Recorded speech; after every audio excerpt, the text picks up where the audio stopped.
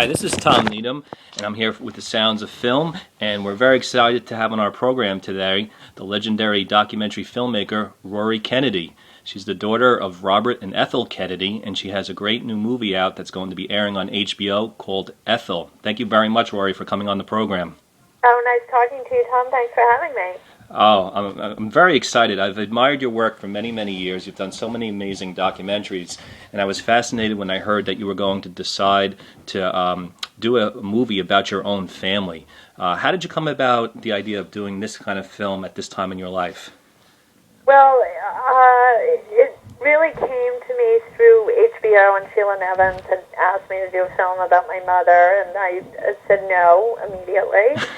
And she was very persistent and kept insisting on it, and I kept saying no, no, no, and then I figured I would ask my mother, and then she would say no, and I wouldn't have to keep saying no to HBO, which I don't like to do. My mother hasn't done an interview in, over really 25 years, but she's never really told her life story in any way, so I was pretty sure that she wouldn't do it, and I asked her, and she said yes. Well, that's amazing. What was the hardest thing in terms of getting her to say yes? I really just asked her because I figured she was going to say no, and I also had reservations about doing the film. I had trepidations about the whole idea of it, so I just called her and asked her, and, I said, I'm sure you don't want to do this, but I'm going to ask you because I said I would. Will you do it? And she said yes. What was your major reservation about doing the film? My reservation was really that it's I know my mother, and I know that she doesn't particularly like doing interviews, and she doesn't like talking about herself, and she doesn't like to sit in front of a camera. She doesn't particularly like to sit anywhere for any length of time, and so I knew it wasn't her nature. And then, although there's a lot of joy and wonderful things in her life, there's also been a lot of sadness, and I didn't feel comfortable asking her to revisit those things in such a public way, and she doesn't particularly like to do that, or not even privately, let alone publicly, so I felt that was going to be difficult and awkward and hard. Yeah, that's understandable. Well, you did a fantastic job. I watched the movie, and I learned so much from it, and it was a very sensitive film, but also very informative, and you touched on a number of different topics. There's so much that I'd love to ask you about. One of the things that I found particularly fascinating that you decided to concentrate on the movie is by telling your mother's story. You mentioned the fact that she was originally from a Republican family, and how over the number of years she was transformed in some sense. Can you talk a little bit about that change that went on? Well, I think that she did grow up in a Republican family, but it wasn't particularly a political family. Okay. And so I think when she met my father, and my Aunt Jean was her roommate in college, is how she ended up meeting my father, and then Jean's brother Jack decided to run for Congress, and they went up to help and lick stamps, and she just loved it. She loved that process. She loved going out and meeting people she otherwise wouldn't know, and I think she really came to appreciate how much influence you can have as both a politician, as an elected official, and I think it was just very exciting. It was kind of thrilling to her, and I think she was a huge fan of Jack's early on, and saw his potential, and just thought he was an exceptional person, and felt that he could really do a lot as an elected official, and so she just jumped into it and loved it from the get-go. Did you get the sense that that your mother was just being a committed wife and enjoyed the experience, or did she actually start to believe in the same message that Robert Kennedy preached?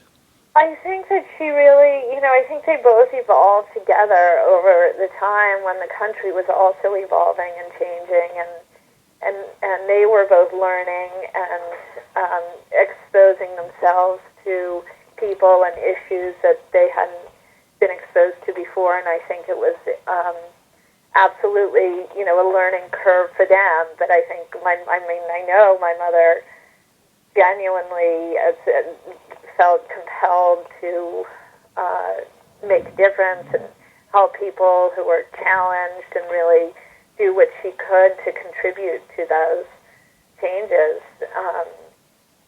And she, felt very passionate about it and has really dedicated her life to it. It's pretty remarkable. One of the things that I loved about this movie is I've seen a lot of different movies through the years about the Kennedys, and I was like, what are you going to be able to come up with that hasn't been shown in other films? But the parts that I really enjoyed was when you gave us some insight into your mom's religious beliefs, and how her moral character sort of shaped the family life, particularly after even your father was no longer with the family any longer. Can you talk a little bit about what her religious faith means to her? Well, I think it's also kind of a driving force in her life. She goes to church every day, and she has this, she has faith, and she, I think that faith and that the tools that she got through going to church and her religious background really helped buoy her through the more difficult times that she's gone through in her life. Yeah, it's fascinating. One of the things that I was wondering about, I look at the current election, and you take someone like Mitt Romney, and one of the problems he's had at different points in his campaign has been the fact that some people have a problem that he's wealthy, and the way his image is being portrayed for that reason. On the other hand, I found it fascinating in the film when there was a clip of Robert Kennedy explaining why he wanted to be elected, and he was talking about that he doesn't need the money and that he's just committed and he wants to help people, and it just came across as very sincere. And I was wondering how, as a family, one reconciles the wealth. I know in a lot of your personal documentaries you deal with class a lot, and I love the way that you deal with those themes in your movies. But I was wondering how your family has always dealt with this issue of having some wealth, but at the same time being committed to social justice. Well, I think that obviously you can go through life without making these commitments, that you see injustice, and I think that there's ways that you can make significant contributions to how the distribution of wealth and how people are treated in this society. And just because you have resources or you don't have resources, I don't think should dictate whether you can be committed to that fight and that struggle, and to trying to even the playing field for folks, and give them a chance everybody a chance, an opportunity to be the best they can be and to challenge themselves, but have opportunities to basic opportunities of food and education, a good education, and housing, to help them kind of be the best they can be. And I think it's something that we were, as children and young people, have been surrounded by folks who have really dedicated themselves to those causes, and are people who I've always admired, and I think helped me be on the path that I'm on, which is one of trying to make social issue documentaries and help people understand the challenges that folks face from a very human level, to try to kind of go beyond those statistics and understand the people who are living on the front lines of a lot of these issues. I learned so much from watching the parts in the documentary where you taught us how, as a family, you were expected to come to the dinner table and know what was going on in the news. I love the parts where you mentioned how your family was expected to go to all the different political events, and that everyone loved it. And it really, in today's day and age, when so many people are, not eating dinner together, and people watch television and go on the computer while they're eating, and they're on their cell phones, it was really refreshing to see, and educational in a way, to see what a big difference the way that you all grew up could make. And all of the children in your family have done such remarkable things. I really like that aspect of the documentary. Well, thank you. It's I think a unique way to raise children, and many people, after watching the film, have said that one of the things that they like best about the film is just that, is the respect that my parents had towards the children and how they included them in everything, and I think that it's a great way to think about raising children today, particularly with so many families now. Both parents have to work, and you're running around, and to try to not have to make the decision between work and your children, but try to integrate them as much as possible in everything that we do. Obviously, you can't bring them to work every day, and there's certain things that are more realistic than others, and not everybody has the opportunity to do that because there are restrictions, but I think as much as we can involve our children and expose them to things and include them in our lives and help them understand the world as we understand it, that can only contribute to their knowledge and understanding and depth of kind of appreciation of the world. Sure. We're speaking with Rory Kennedy, the daughter of Robert and Ethel Kennedy, and she is an award-winning documentary filmmaker, and her new film, Ethel, is going to be airing on HBO. It must have been terribly difficult starting off this project and knowing how you were going to tackle it. There was 1,000 different directions you could have gone in, other than just telling the story. How much of a part did you want to be in it, and what things you were going to include and not include? How did you really get it all organized in your head, and how did you proceed? Well, I would say a lot of it happened in the edit room. It wasn't a film that I had a script for. I wanted, I knew all of the kind of historical moments that my mother was involved in and my father was involved in. I wanted to explore those, what their role was in it, what Daddy's role was in it, and I want, what was happening with my mother and the children at the same time, whether it's the Cuban Missile Crisis or the Civil Rights Movement, Jimmy Hoffa. So I wanted to kind of balance that, these kind of historical moments with a more personal sense of what was happening in our family behind the scenes during those same times. I think that really it was sort of a balance that was struck in the edit room of figuring out, as the film's largely told chronologically, and so then it's a question of how much do you spend on the historical events and how much do you spend understanding my mother's role in it. And I think really I tried to, link it to these historical events and to my father and what he was doing, because those are kind of the ways that I think most people understand our family, and try to kind of get in and out of that as quickly as possible and back into the story of my mother, and weaving that, pretty consistently throughout. Is there a lot of your mother and yourself? I think there is a good amount. I mean, she's certainly had a huge influence on me and my life, and I think who I am in the world, and I think that she's an extraordinary person, and so I would only hope that some of her has rubbed off on me, but I'm not sure to what degree. But I certainly identify with my mother, and I think that she's got some wonderful qualities that I aspire to in any case. Sure. You've done films through the years on lots of different controversial topics, and a lot of films, as we said earlier, about class. You've done films about an Appalachian family, about AIDS.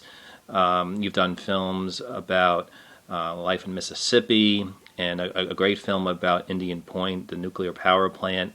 And I was wondering, How does your family react to most of your movies? Are they supportive? Has there ever been anything that you've done that has caused problems? No, my family's been really supportive of my films over the years. A lot of them come to the premieres, and my brother Bobby has a great radio show, and so I usually go onto his show and talk Right. about the films, and